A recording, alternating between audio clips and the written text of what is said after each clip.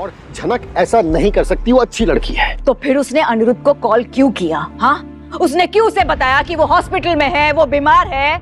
उसका दुखदा क्यों सुनाया उसने? उसके इरादों में खोट है विनायक, लेकिन आपको सिर्फ एक ही इंसान में खोट दिखी है हमेशा, मेरी बेटी में।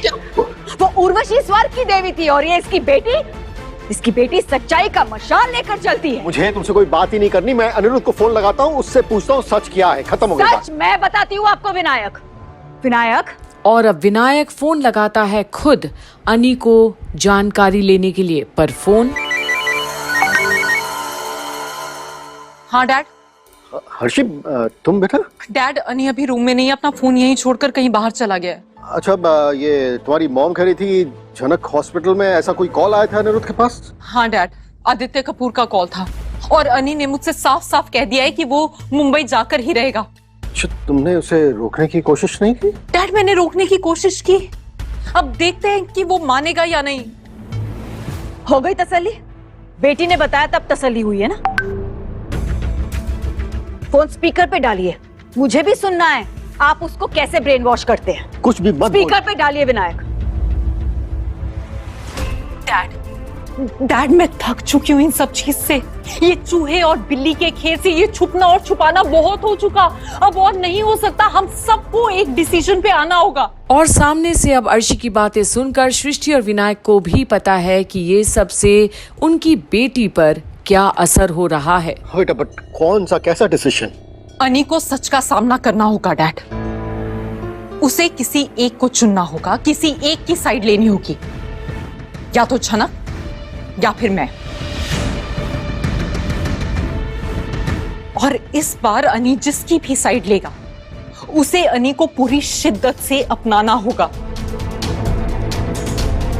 क्योंकि अब मैं और बर्दाश्त नहीं कर सकती डैड। मुझे लाइफ में शांति चाहिए।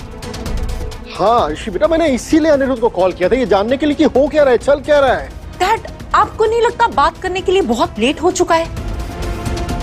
ये बात आपको तभी कर लेनी चाहिए थी जिस दिन झनक ने सबके सामने आकर अनी पे झूठा इतना बड़ा और घिनौना इल्जाम लगाया था। और अब विनायक सुनता है अर्शी की दिल की बात, कितनी टूट गई है उसकी बेटी, फिर भी बनी रही अनी के साथ उनके खातिर, और देखता है सृष्टि की ओर। आपको मेरे डैड होने के नाते कुछ तो रिएक्ट करना चाहिए था। हाँ अर्शी, मैं अनिरुद्ध से बात करना चाहता था, मगर वो मगर क्या डैड, मगर क्या? अनी पिछले 1 साल से जो जी में आ रहा है करता चला जा रहा है। झनक के जो जी में आ रहा है वो कहती चली जा रही है और कोई कुछ नहीं कर रहा है। अनी के लिए नहीं, लेकिन मेरे डैड होने के नाते अपनी बेटी के लिए आपको कम से कम कुछ तो करना चाहिए था।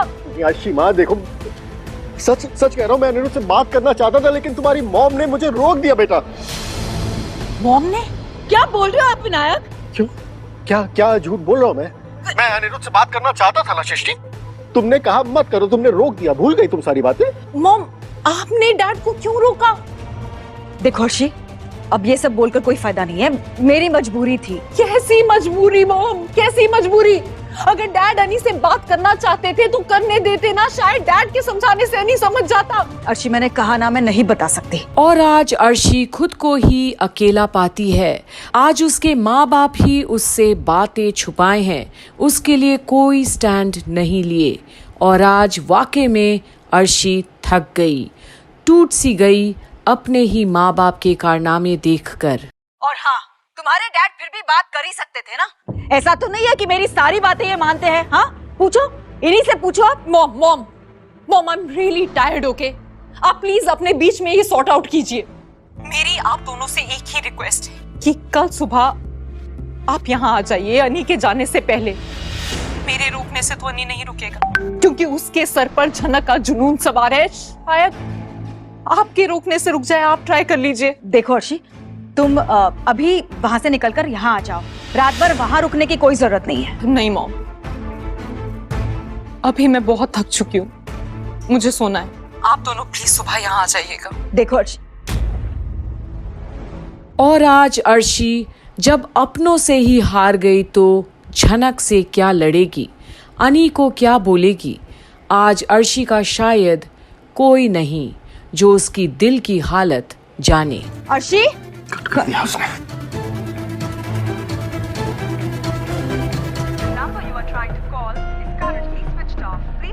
Switch off. उस दिन मैं अनिरुद्ध से सारी बातें कर लेता ना तो बात ठीक हो जाती।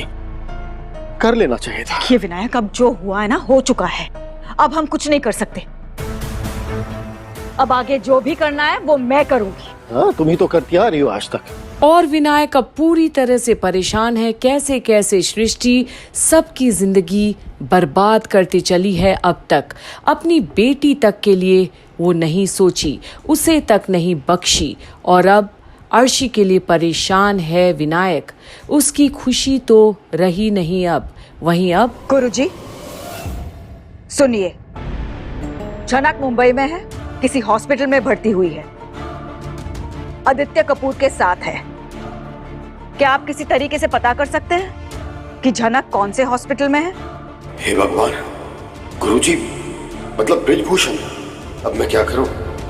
अब मैं इन दोनों से झनक को कैसे बचाऊं? हे भगवान, मुझे जल्दी ही कुछ करना होगा, मगर क्या करूं मैं, क्या करूं?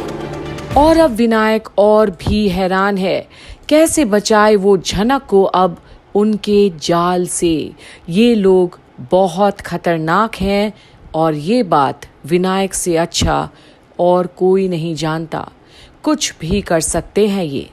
और रात हो गई है तो सुबह होने का इंतजार है। अब देखते रहिए और बने रहिए झनक की सारी अपडेट से ही कंप्लीट बॉलीवुड पर, जहां अब एक पिता को अपनी बेटी की भी फिक्र है तो दूसरी तरफ झनक की भी फिक्र है। तो अब कैसे सुलझाएगा विनायक ये गुत्थी को? बने रहिए और देखते रहिए झनक की सारी अपडेट्स यहीं कंप्लीट बॉलीवुड पर।